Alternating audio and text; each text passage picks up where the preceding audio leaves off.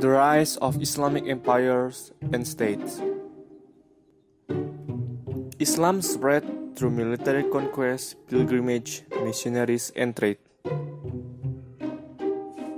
The spread of Islam through merchants, missionaries, and pilgrims was very different in nature. This kind of exchange affected native population slowly and led to more conversion to Islam. Islamic ideas traveled along various trade and pilgrimage routes. They blend with local cultures and transform into new versions and interpretation of the religion.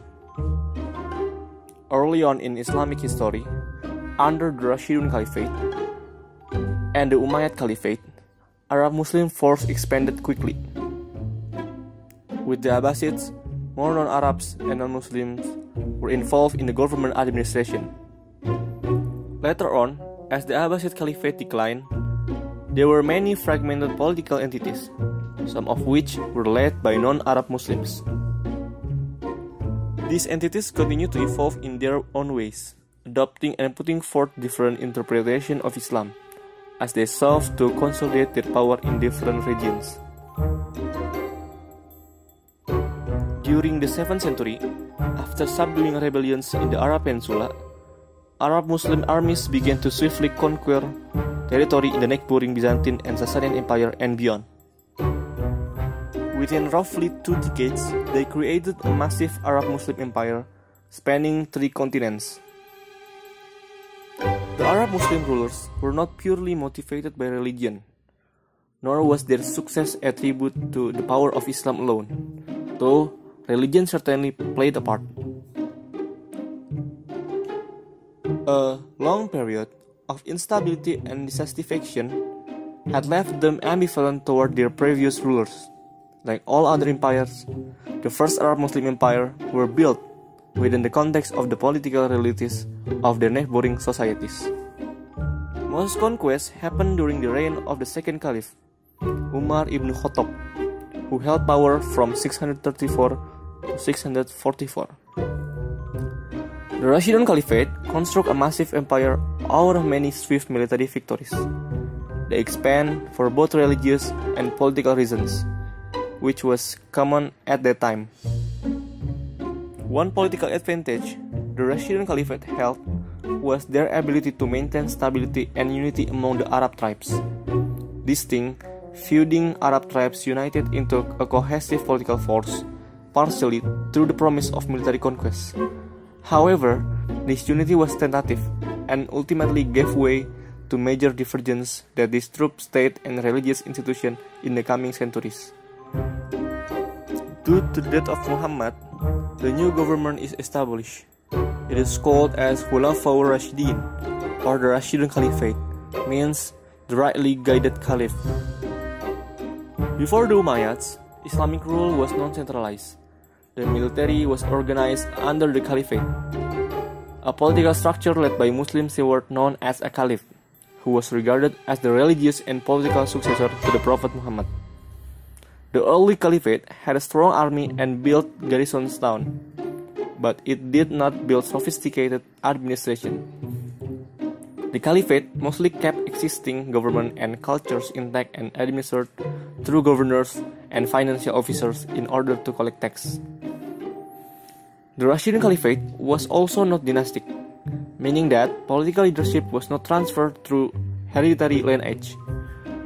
During this period, it seems the Arab tribes retained their communal clan-based system of choosing leaders.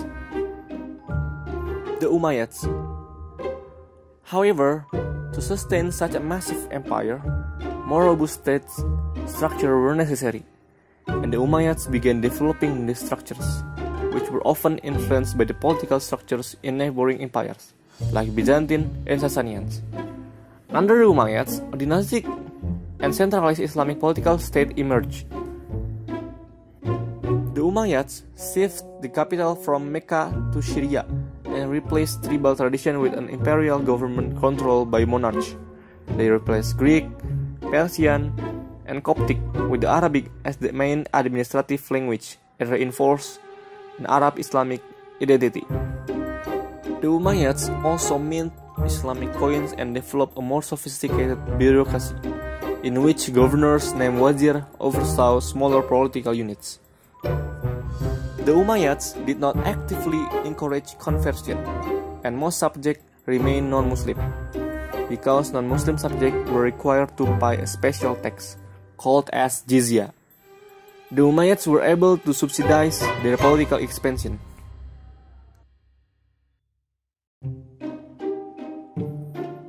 The Abbasids were intent on differentiating themselves from their Umayyad predecessor, though they still had a lot in common.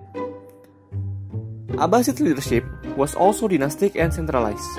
However, they changed the social hierarchy by constructing a more inclusive government in a more cosmopolitan capital city, Baghdad. The distinction between Arab Muslim and non-Arab Muslim diminished, with Persian culture exerting a greater influence on the Abbasid courts. Under the Abbasids, Islamic art and culture flourished. They are famous for inaugurating the Islamic Golden Age. Religious scholars, called ulama, developed more defined religious institutions and took on judicial duties, and developed system of law. It was also during Abbasid rule that many people convert to Islam, for a multitude of reasons, including sincere belief and avoiding paying tax levied on non-Muslim. As a result, Islamic culture spread over the Abbasids' vast territory. Islamic states in the present day. In the present day, there are still Islamic state remains, such as Islamic Republic of Afghanistan, Islamic Republic of Iran, Republic of Yemen, Islamic Republic of Mauritania, Kingdom of Saudi Arabia, Sultanate of Oman, and Negara Brunei Darussalam.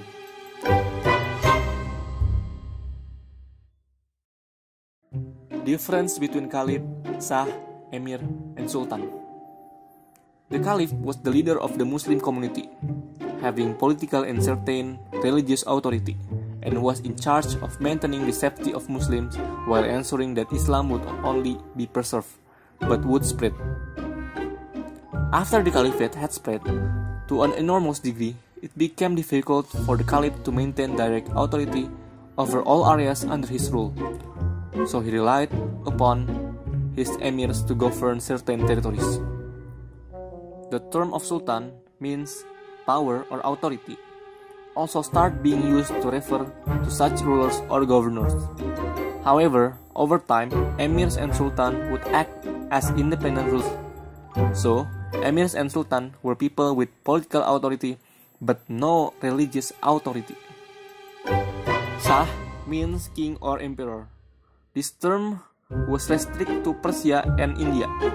After Islamic rule spread through eastern land, later with the rise of the Shi'i Safavid dynasty in the 16th century in Persia and the Sunni Mughal dynasty in India, we see the term Shah being used to refer to Muslim rulers.